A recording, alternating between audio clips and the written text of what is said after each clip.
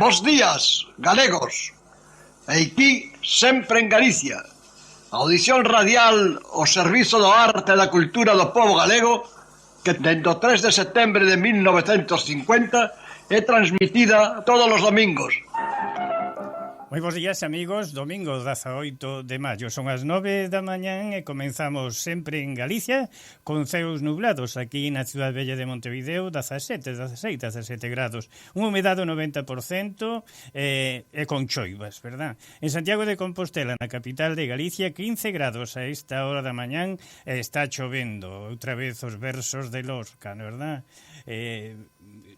Chove en Santiago, meu doce ben, Camelia Branca do Ar. Bueno, acompáñame Francis Queijo. Que tal, Francis? Bos días. Moi bo día e húmido día. Bueno, vamos a empezar con sempre en Galicia.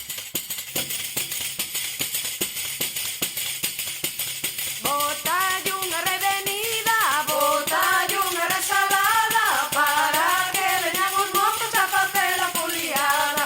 Ai la la la, ai la la la, ai la la la, ai la la la.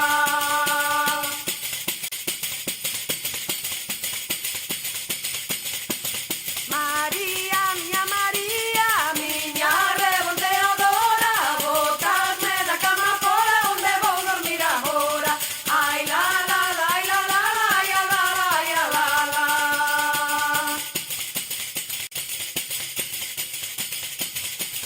Elas eran de Laiño, elas de Laiño son, e collen o xuco na braña, van o vender a padrón. Ai la la la, ai la la la, ai la la la, ai la la la.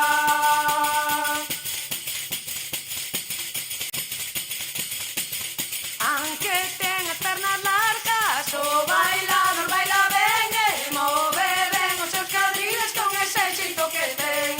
Ai la la la, ai la la la, ai la la la, ai la la la.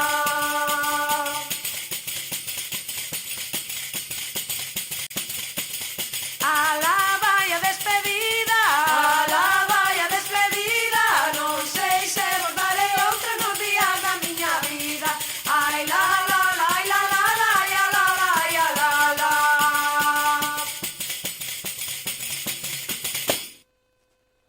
Dounos entrada a estas cantareiras porque onte sábado 17 de maio cumpríronse 162 anos da publicación de Cantares Gallegos da insigne poetisa Rosalía de Castro.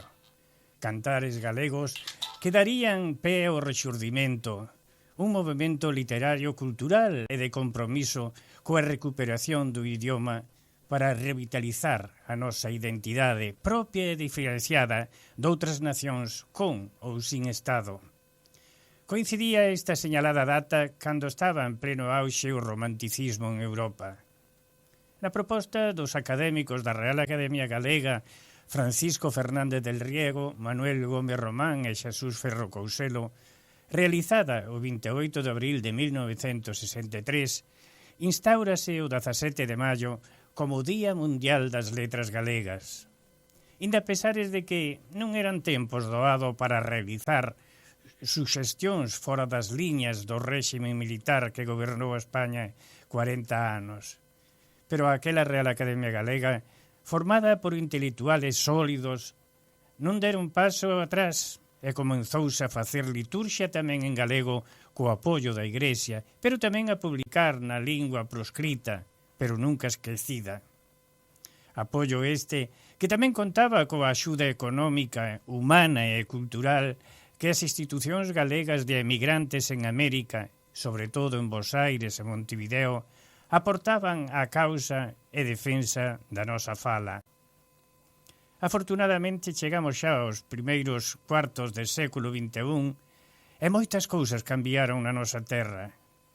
No día de onte, amigos, veciños dos concellos, parroquias e vilas de diferentes lugares, centros de estudios, escolares, universitarios, saíron á rúa para celebrar con gaitas, bailes, pandeiros e cantares o compromiso coas nosas raíces para recuperar o prestixio do noso idioma e do noso folclore como ferramenta útil para insistir diante das familias que sigan enseñando e educando os seus fillos no idioma galego. pero tamén para reclamarlle ao goberno, tanto autonómico como central, unha política educativa onde se manteña o uso do idioma entre os xóvenes, educando desta maneira os que chegan a Galicia dende outras terras. Onte, hoxe, mañán e sempre serán días para que todos lembremos a importancia do que é noso. Precisamente onte sábado, todas as institucións galegas reunidas na Federación de Institucións Galegas do Uruguai levaron a cabo un acto cultural moi concurrido e ameno na sede de Hijos de Morgadáns. E mañán, como non podía ser doutro xeito, será o turno do noso Patronato da Cultura Galega, ás 7 da tarde, coa presenza de Lorena Beco e o seu estupendo grupo de cantadeiras e bailadoras. Están todos convidados. E faláballe do Día das Nosas Letras, adicado a 7 mulleres que son premiadas con ese día precisamente. Son ela Eva Castiñeira, Rose, Adolfina, Casás Rama, Teresa García Prieto, Manuela Lema, Prudencia e Asunción Garrido Caijera. Son as vellas de Mens, mulleres do mundo rural da nosa terra, que ali por donde pasaban, causaban sensación debaixo dos panos da alfombra, os mantóns de cachemira, sempre que as súas roupas negras, zapatillas e de vez en cando zapatos. Así recorreron Galicia, Portugal, Francia. Mulleres que eran nais, que daban de mamar os seus fillos, que araban a terra, que lavaban a roupa, que picaban a pedra, que traballaban no liño. Honradez e traballo moi duro, pero buscando sempre un tempiño para cantar e bailar. É dicir, amigos, a lingua bailada nas voces das mulleres.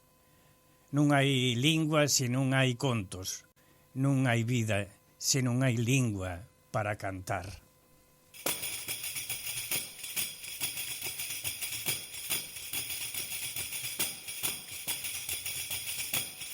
Esta noite hai unha festa que lle fan os condenados. O demo toca pandeiro, cos dentes arregañados. Rabea, demo, rabea, rabea que demo é. O demo cando rabea, como os cornos do river. Ai la la, ai la la, ai la le lo la la. Ai la la, ai la la, ai la le lo la la. Ai la la, ai la la, ai la le lo la la. Ai la la, ai la la, ai la le lo la la.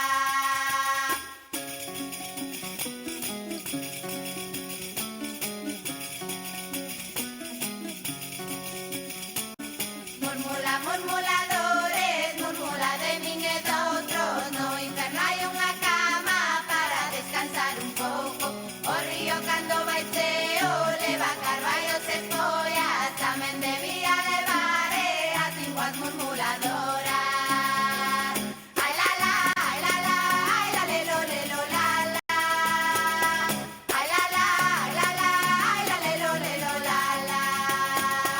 Ai la la, ai la la, ai la le lo la la.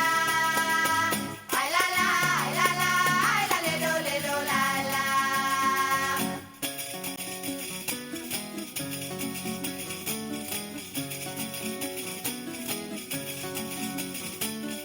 O meu corazón vos mando e unha chave para abrir. Nin eu teño máis que darvos, nin vos máis que me pedir.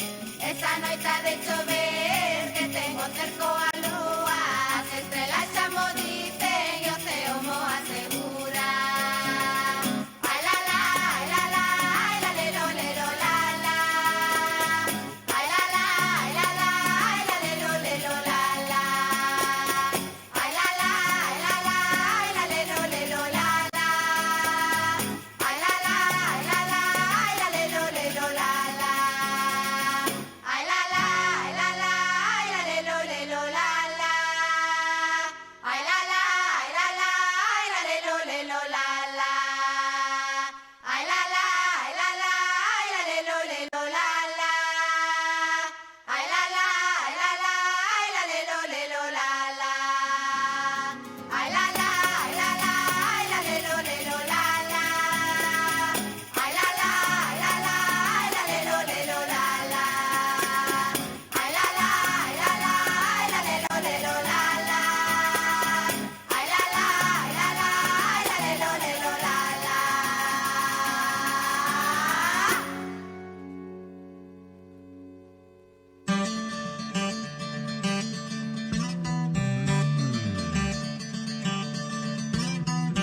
Bergantiños es la ortopedia más completa del Uruguay. Todo tipo de prótesis, férulas y ortesis, miembro superior e inferior. Bergantiños tiene los técnicos más especializados para atenderlos en sus flamantes consultorios. Bergantiños, Chanay Joaquín de Salterain, teléfono 2400-2739. Hola, desde Cucha te queremos invitar a que formes parte de nuestra comunidad en YouTube. Cucha TV es nuestro canal de comunicación que te hará conocer de primera mano todas las novedades de tu compañía amiga. Suscríbete y así como miles de uruguayos que ya integran la gran familia de Cucha TV. Cucha, siempre iremos contigo.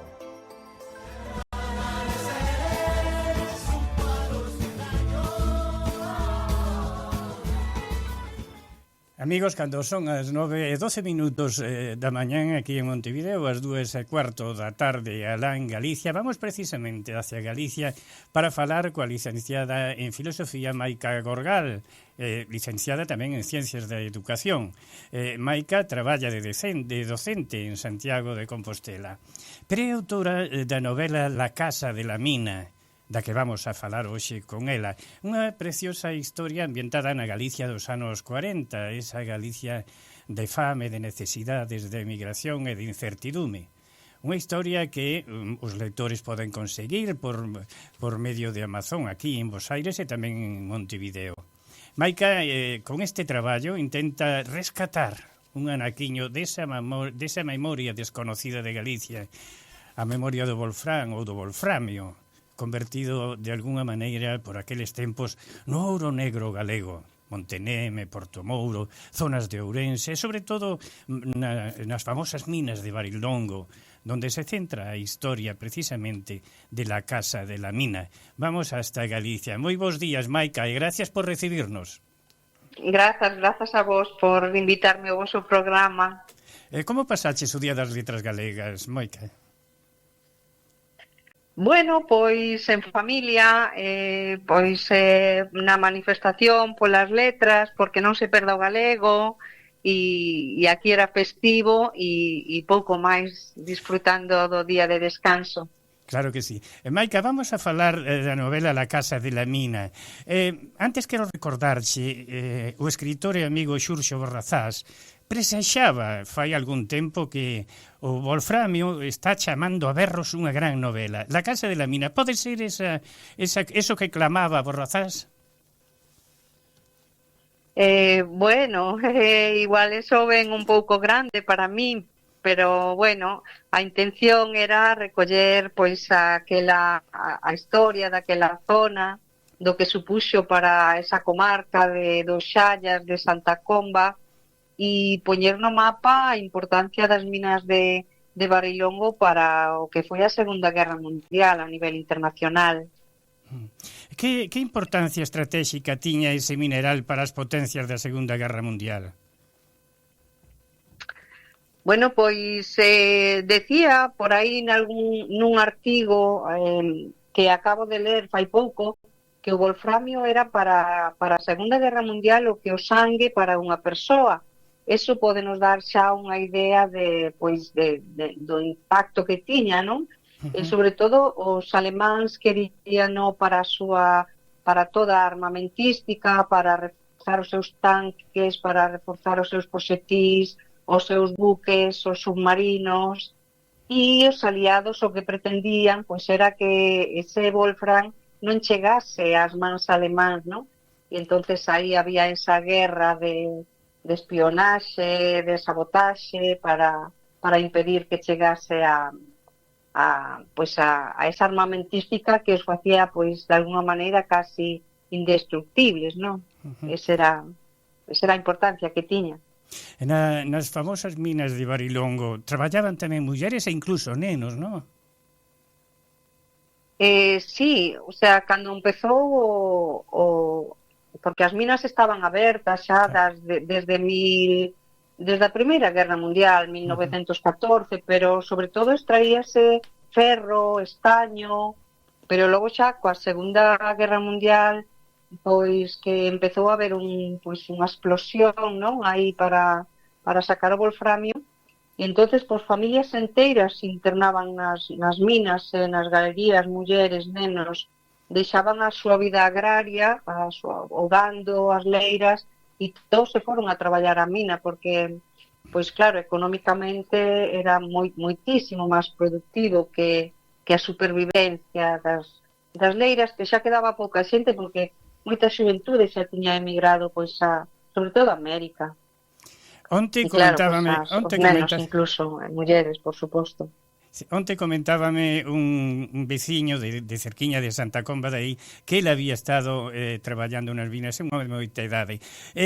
Co das minas, co wolframa, parece tamén o contrabando, verdad? Porque conseguir unhas pedriñas era unha axuda moi grande para os fogares galegos, non? Sí, había eso que naquela comarca se chamaba ir a roubeta, que era precisamente pois tentar rapiñar un pouco de mineral para vendelo no mercado negro e extraperlo, non? Porque bueno, o que eran o bando aliado pois pagaba por quitarlle os alemáns prezos estratosféricos, non? Si, por exemplo, no mercado legal, pois un kilo de wolfram, que era moi difícil de conseguir, pois costaba, o pagaban a 300 pesetas, no mercado negro, pois levábase a 1000 pesetas, e unha fortuna, non?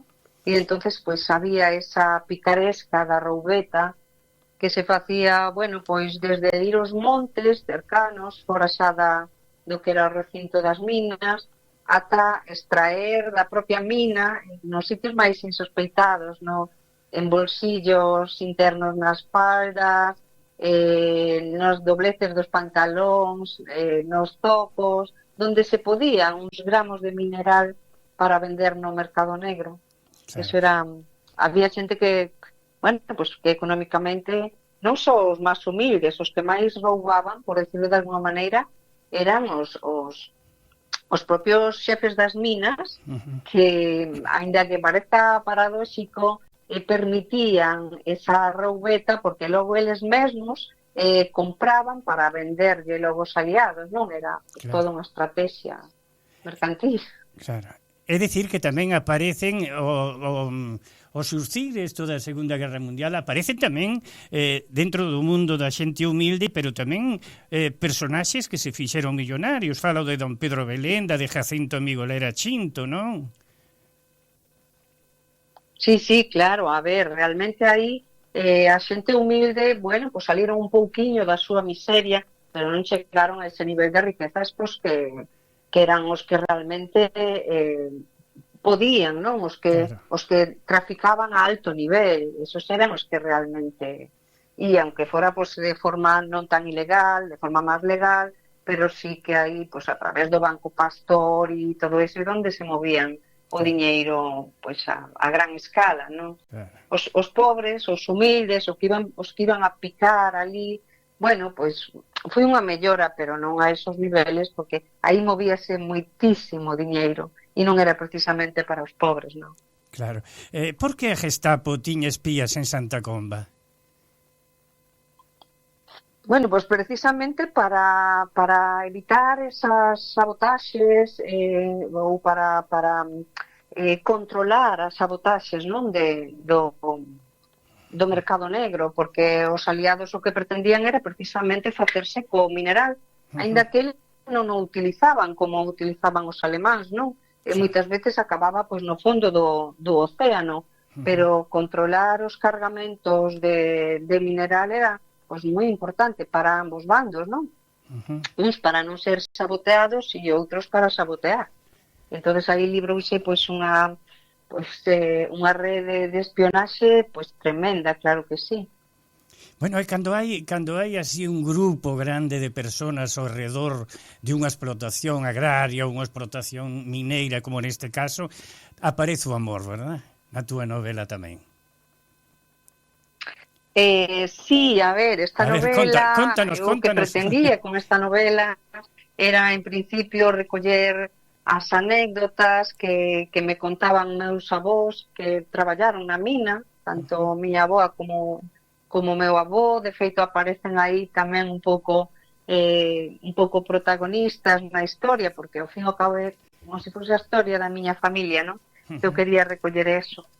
E si me contaron unha historia de amor que pasou na miña, non? Que foi real, inda que a miña historia de amor da novela está moi ficcionada, non? Para, bueno, pues para utilizala como recurso, pues para que me permita contar todo eso que quería contar. Pero xurdiron moitas parellas dentro da mina. Caramba. Nunha sociedade, claro, que estaba acostumbrada a endogamia entre os casamentos entre a xente da parroquia, e aí pues xurdiron moitísimas parellas de fora, e tamén pues algunha entre xente moi humilde, xente dunha clase social máis elevada, porque aí tamén había non só mineiros e xente da parroquia e de outras parroquias cercanas, senón había moitos represaliados da Guerra Civil, claro. que estaban ali conmutando a súa condena, non? Por traballo, e aí había de todo, había mestres, médicos, xuíces, notarios, bueno, pues toda aquela xente que foi represaliada polas súas ideas políticas, non? E si, houve moito amor na mina tamén, si. É o amor entre un alemán e unha galeguiña, non? Sí, eso mesmo, sí.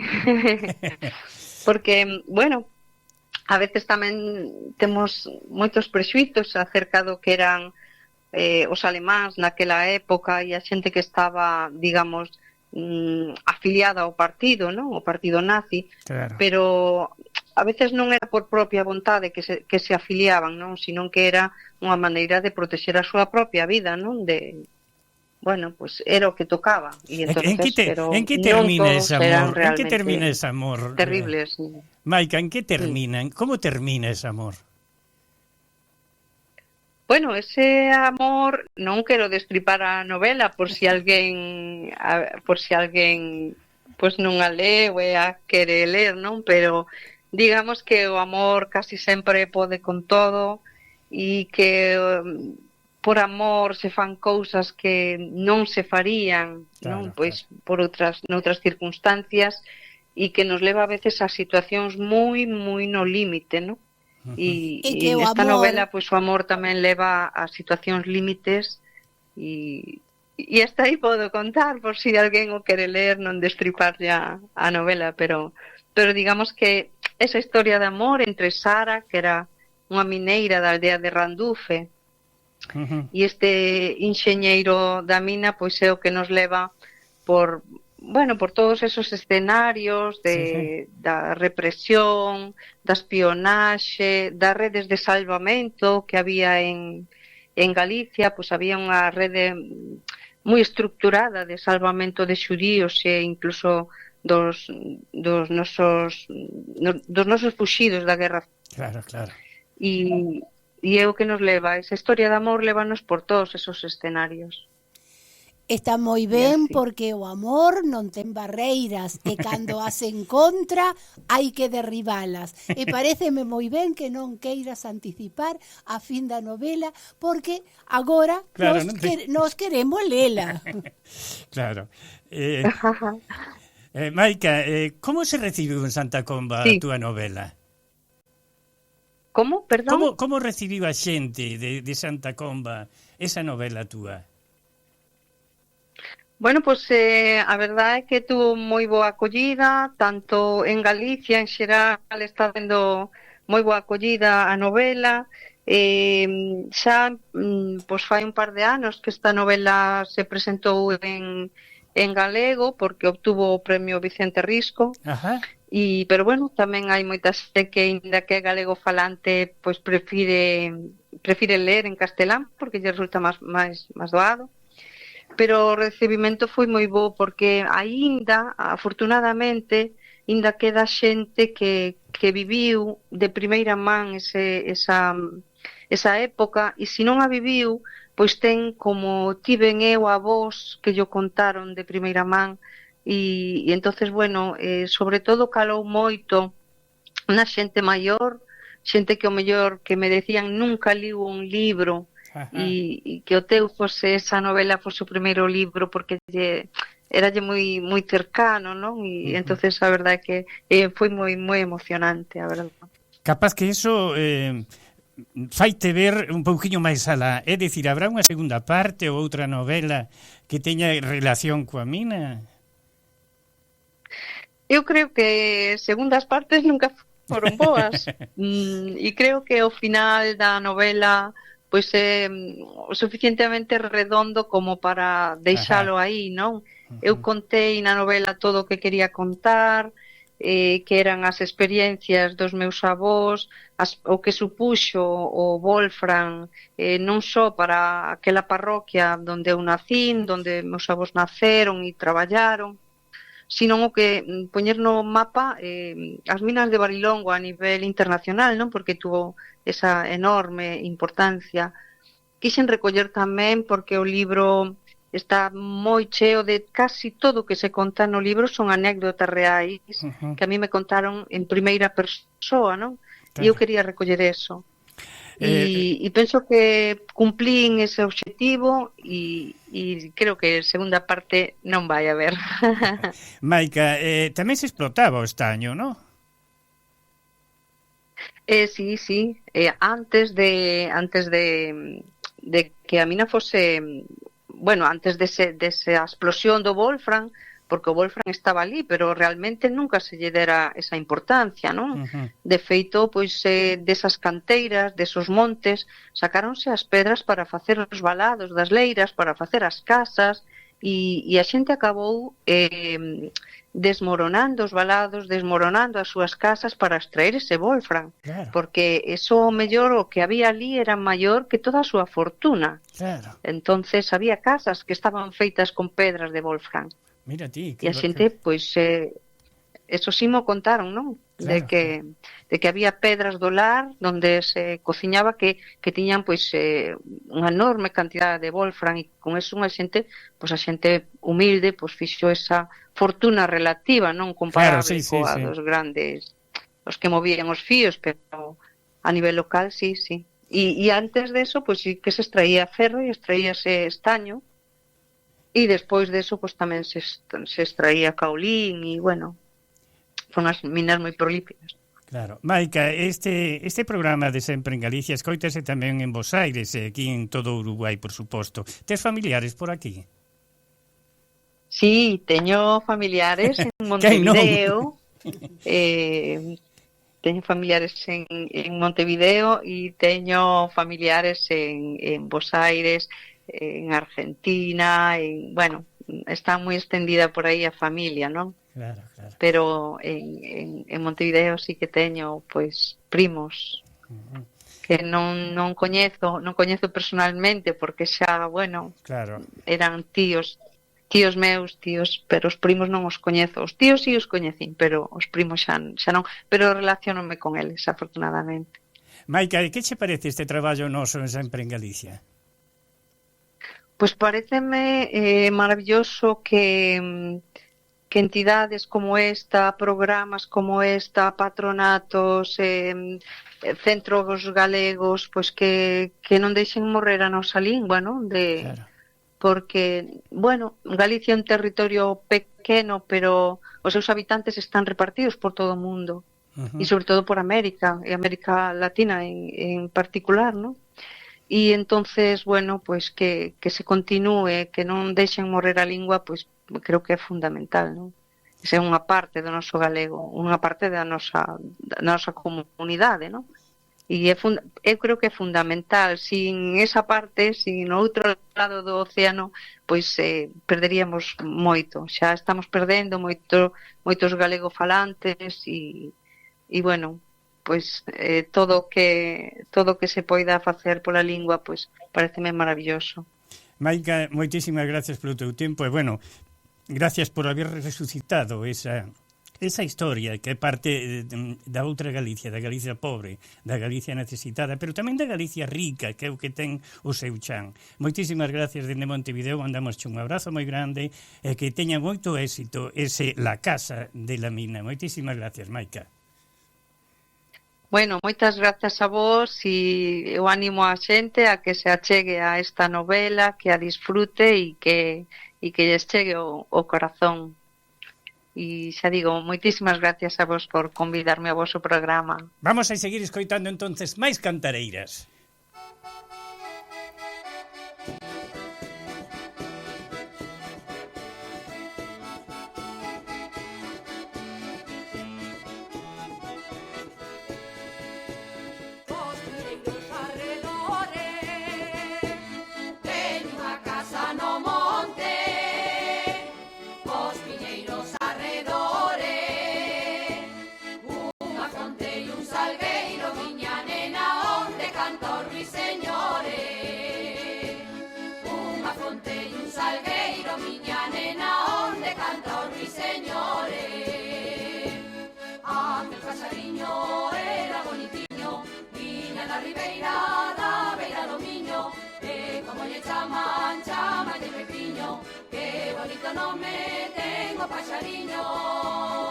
Paxariños que alegres cantades con las follas dos loureiros e subides polos amieiros a buscar a raíña do sol. Paxariños que alegres cantades con las follas dos loureiros e subides polos amieiros a buscar a raíña do sol. Non seas tan presumida, si queres casar Rosiña. Non seas tan presumida, non te deixes engañar, miña nena, si queres ser pretendida. Non te deixes engañar, miña nena, si queres ser pretendida. Aquel paxariño era bonitiño, viña da ribeira, da beira do miño, e como lle chaman, chamanlle Pepiño, que bonito nome ten o paxariño. Paxariños que alegres cantades con las follas dos loureiros e subides polos amieiros a buscar a raíña do sol. Paxariños que alegres cantades con las follas dos loureiros e subides polos amieiros a buscar a raíña do sol.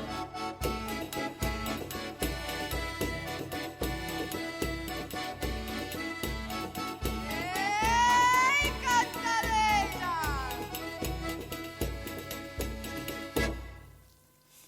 Bueno, amigos, vamos agora cas novas que nos chegan dende Galicia. Empezamos por esta que ten que ver justamente co Día das Letras Galegas. Unha manifestación en Compostela para expresar cantando a forza do noso idioma.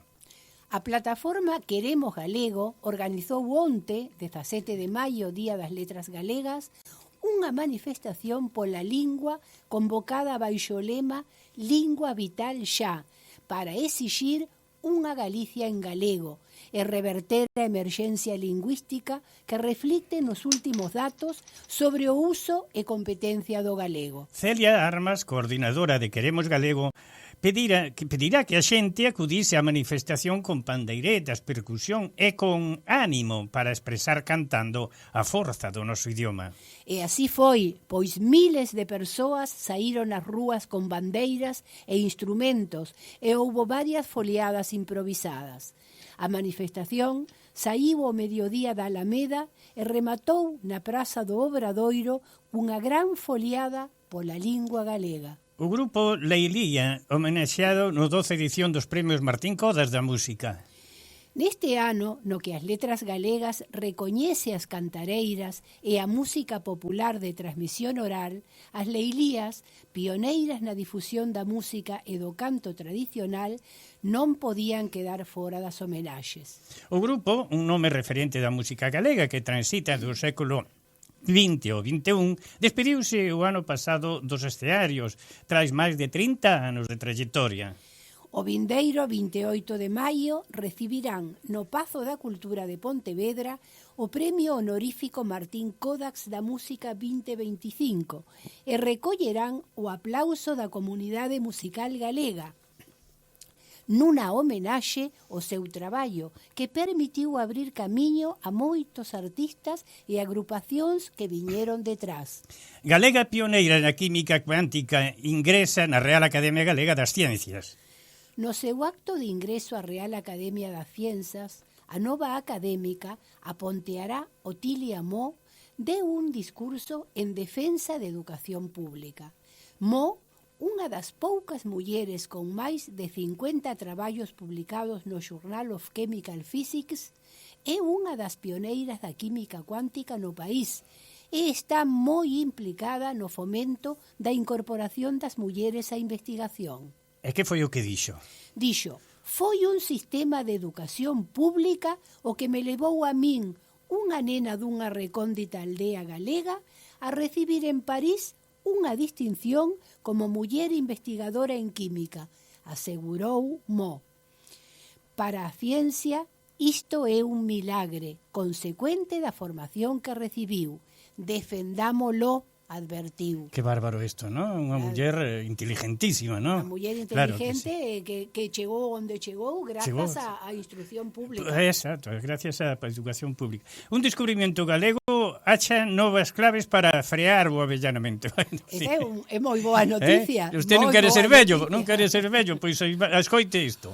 Un novo estudo do Centro Singular de Investigación en Medicina Molecular e Enfermidades Crónicas, o CIMUS, da Universidade de Santiago, descubriu novas claves para un envellecemento máis saudable.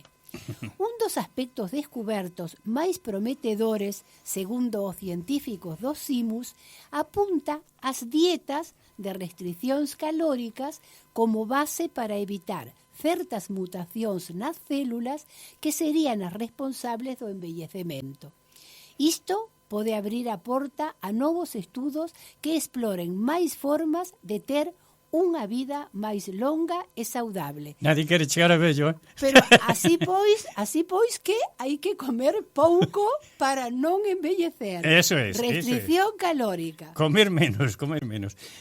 Bueno, ustedes saben que hai un grupo de persoas que quere que o próximo Día das Letras Galegas se lle dedique a Labarta Pose, o poeta Labarta Pose. O Concello de Zas homenaxeou precisamente a Labarta Pose no día en que se cumpriron 100 anos do seu pasamento.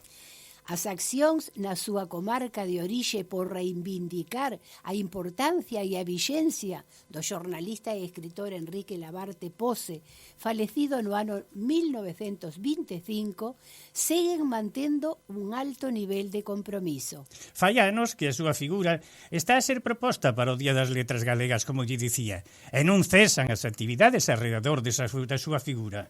O pasado martes 13 de maio fíxose na súa comarca de orixe, na parroquia de Baio, no concello de Zas, un simbólico enterro das súas cinzas, pois pese ao esforzo do Concello de Zas por traer os seus restos desde Barcelona, iso resultou imposible por estar soterrado nunha fosa común. Enrique Labarta Pose, como o pedira el en vida, xace soterrado de forma simbólica agora na súa terra natal, o carón dunha fermosa escultura, un monumento realizado polo escultor Marcos López, descuberto tamén ese día. Mira se sería desgraciado este pobre home. Casouse cunha moza de Santiago de Compostela, tuvo unha filla, morreulle aos 2 meses. Tuvo un fillo, morreulle aos 3 meses. Tuvo outra nena, morreulle aos 3 meses. Ai, por favor. E despois morreulle a muller. E ele marchou para Barcelona e foi cando empezou a ser un poeta. Unha historia realmente interesantísima de Enrique Labarta Pose. Unha vida Por eso, con moitos sucesos desgraciados. Nós tamén queremos que se lle dedique o Día das Letras Galegas, pero agora vamos ca música. O Concello de Zas quería que fose agora que era o centenario da súa morte. Claro, estaría ben agora con 100 anos da súa morte. Mais non puido ser. Que se parece se vamos a música outra vez? Pareceme espléndido. Máis foliada.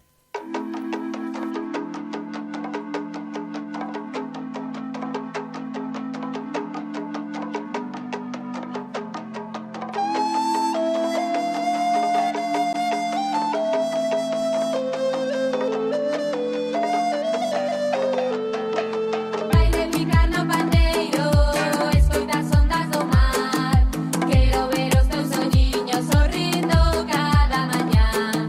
Lévame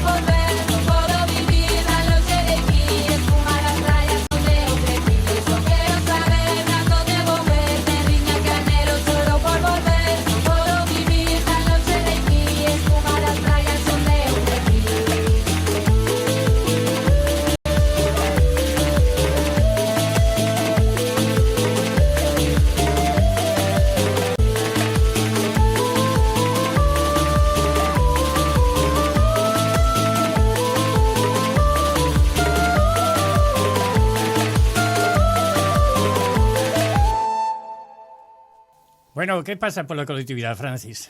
Bom, pola colectividade, o primeiro que temos que dicir é que recibimos un comunicado da Delegación da Xunta de Galicia Montevideo onde nos di que hai 150 becas para cursar estudos de formación técnica de 2 anos de duración que inclúen prácticas laborais.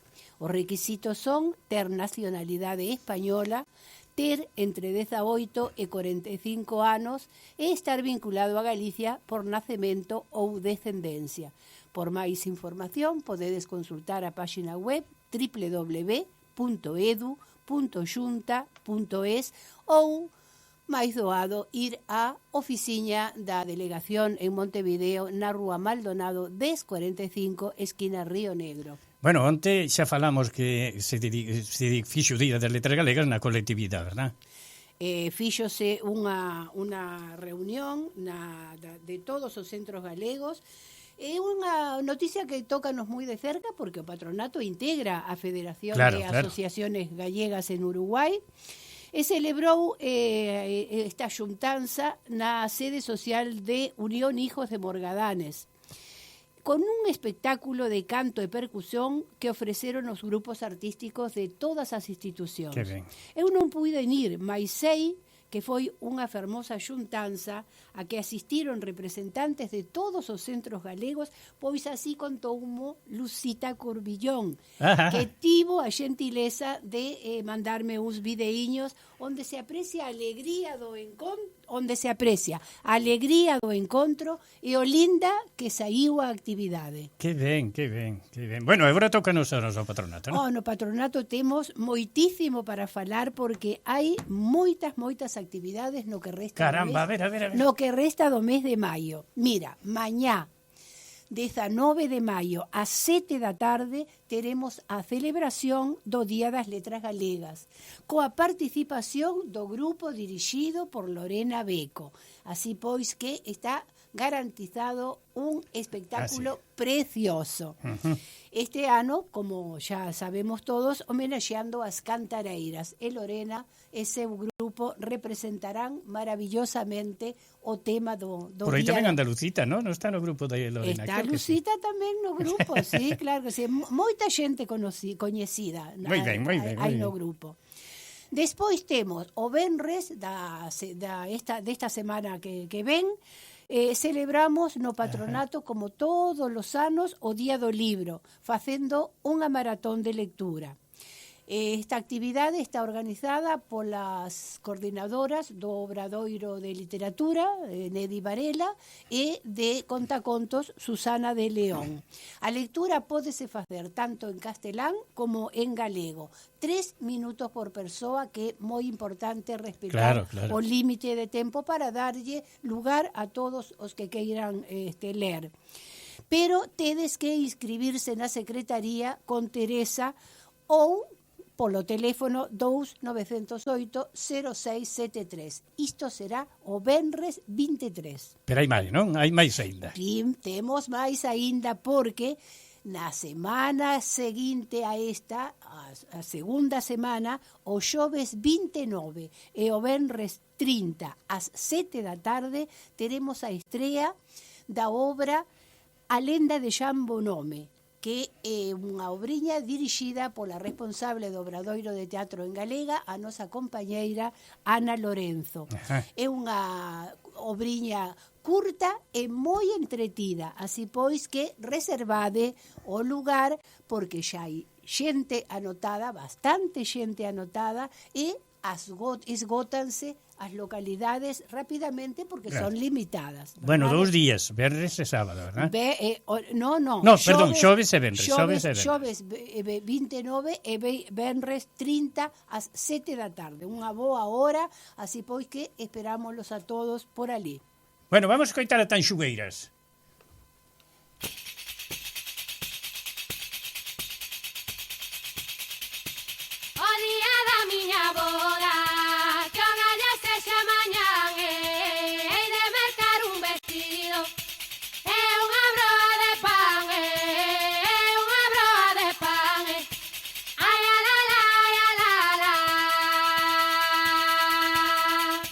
Ropa da miña baranda.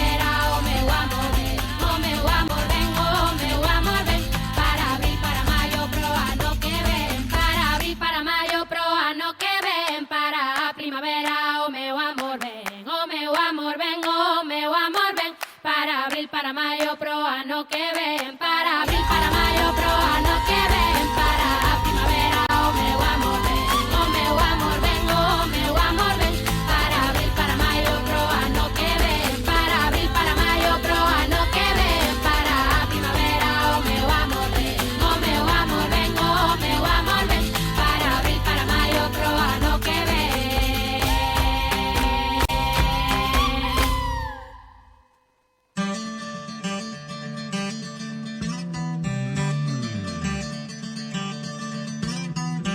Bergantiños es la ortopedia más completa del Uruguay. Todo tipo de prótesis, férulas y ortesis, miembro superior e inferior. Bergantiños tiene los técnicos más especializados para atenderlos en sus flamantes consultorios. Bergantiños, Chanay Joaquín de Salterain, teléfono 2400-2739.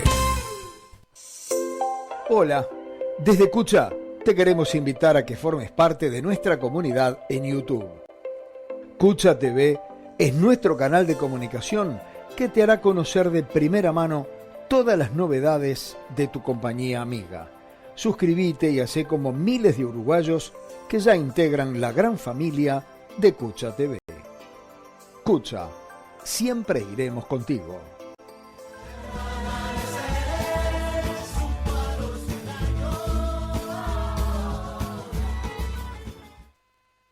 Amigos, vamos a falar de esas cantareiras de Mensa e queremos dedicar este comentario, este curruncho que sempre facemos os domingos a todas as nais no seu día, a todas as nais do país no seu día, empezando polas nosas compañeiras, por Francis e Ana, que tamén son mamás e avoas. Bueno, a todas as nais do mundo, porque xustamente foi dedicado o Día das Letras ás mulleres, verdad? Comezou a celebrarse o 17 de maio de 1963, coincidindo co centenario da primeira edición de Cantares Gallegos de Rosalía de Castro. A Real Academia Galega, coa fin de recoñecer a súa importancia, acordou dedicar o Día das Letras Galegas 2025 a poesía popular oral e as súas transmisoras, as cantareiras, personificado en Adolfina Rosa Casás Rama de Cerceda, Eva Castiñeira Santos de Muxía, Emanuela Lema, Teresa García Prieto e Prudencia e Asunción Garrido Ameixenda, integrantes estas 4 das pandeireteiras de Mens de Malpica. A literatura oral é a primeira manifestación literaria da humanidade. Moito antes de que existisen libros, imprentas ou alfabetos, xa existían as historias. Contábanse ao redor do lume, nos camiños, nas festas, nas foliadas e celebracións ao finalizar os traballos agrícolas. E a música e o baile foron da man da poesía nas súas primeiras manifestacións. A xente xuntábase alredor das cantadoras e pandereteiras, mulleres que foron figuras centrais na creación, preservación e transmisión da cultura popular galega. E a literatura galega escrita medrou a carón desta fonte. Pese a prohibición da lingua galega nos textos escritos a partir do século XVI, a poesía popular galega mantívose viva ao longo do tempo grazas á oralidade e ao seu carácter colectivo. Son os estratos sociais subalternos, os máis baixos, os que compuxeron e a fixeron medrar. E foi fundamental no rexurdimento da literatura galega e no seu desenvolvemento posterior que Cantares Galegos, a obra fundacional da nosa figura máis sobranceira, Rosalía de Castro, bebe directamente da poesía popular. Hoxe lembraremos as pandeireteiras de Mens, 5 mulleres depositarias da oralidade que fixeron historia na música galega. 5 labregas da pequena parroquia rural de Mens, en Malpica de Bergantiños. 5 mulleres que foron as primeiras que subiron a un escenario a cantar e tocar e que levaron a música galega polo mundo adiante nos anos 70 e 80, rachando ao mesmo tempo con todas as barreiras e prexuicios impostos polo patriarcado. Para moitos, elas foron as máis grandes cantadoras e tocadoras de Galicia. A Central Folk Centro Galego de Música Popular editou no ano 21 unha auténtica xoia chamada Pandereteiras de Mens, un libro CD de 225 páxinas que recolle a historia e a música destas mulleres. Así agora, a súa sorte, a súa arte, a súa voz e a súa música están recollidos para sempre nun exhaustivo traballo casi de arqueoloxía musical feito pola investigadora, etnomusicóloga e doutora en antropoloxía Beatriz Bustos Miramontes. O labor de esta experta deu como froito un traballo que inclúe dúas partes. Unha é o libro, no que se fala da historia de vida e do repertorio destas 5 mulleres. Conta como empezan a tocar cando suben por primeira vez a un escenario no ano 1972, no Teatro Colón da Coruña. Así temos testemunhos como o de Teresa Varela, a máis nova das 5 tocadoras cantadoras de Mens, que non está incluída na lista da Real Academia Galega, porque aínda non hai 10 anos do seu pasamento. Conte Beatriz no seu libro, a agrupación folclórica Turuxo da Coruña estaba dirixida naqueles anos por Manuel Jaraville, e cando el as viu actuar, alucinouno. Sentiu que estaba ante a esencia viva do país e empezou a leválas polos escenarios. Actuaron por toda España, pero tamén por Francia e Argentina e Portugal. Foron as primeiras pandereteiras en subir os escenarios, subliña esta investigadora. A segunda parte do traballo é un CD cunha escolma da súa música, di a autora. Foi complicado localizar música e archivos, que estaban en moi mal estado e eran moi difíciles de escoitar. A investigadora sinala que o excepcional destas 5 mulleres é que foron 5 mulleres comúns, labregas, bellas, vestidas de negro como calquera boa dese tempo no rural, saídas de Mens e de Asalo, que acceden a un lugar visible e público, a un escenario naqueles lonxanos anos 70. Supón unha reivindicación en clave feminina, pois con elas empezouse o proceso de plena conciencia de mirar para o patrimonio oral feminino, de visibilizalo. Foron exemplo de valentía e empoderamento.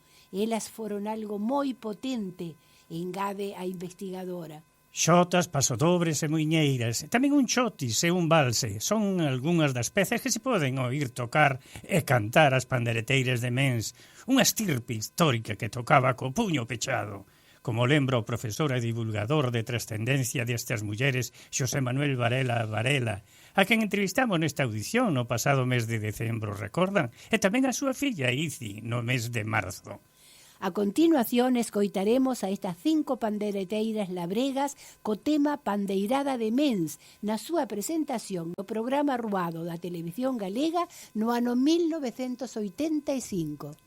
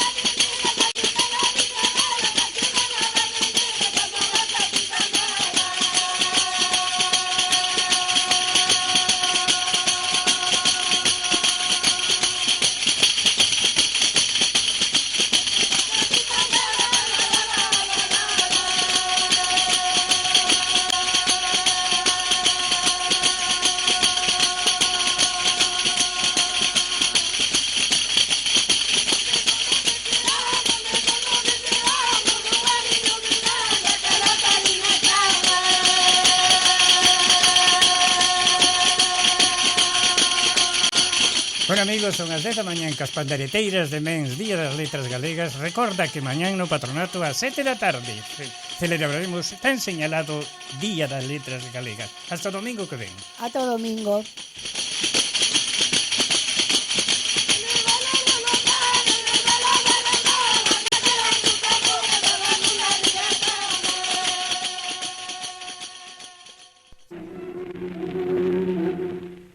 sempre en Galicia, fina a súa audición de hoxe e voltará o domingo ás 9 da mañán para traervos verbas e cantigas. Saúde e terra.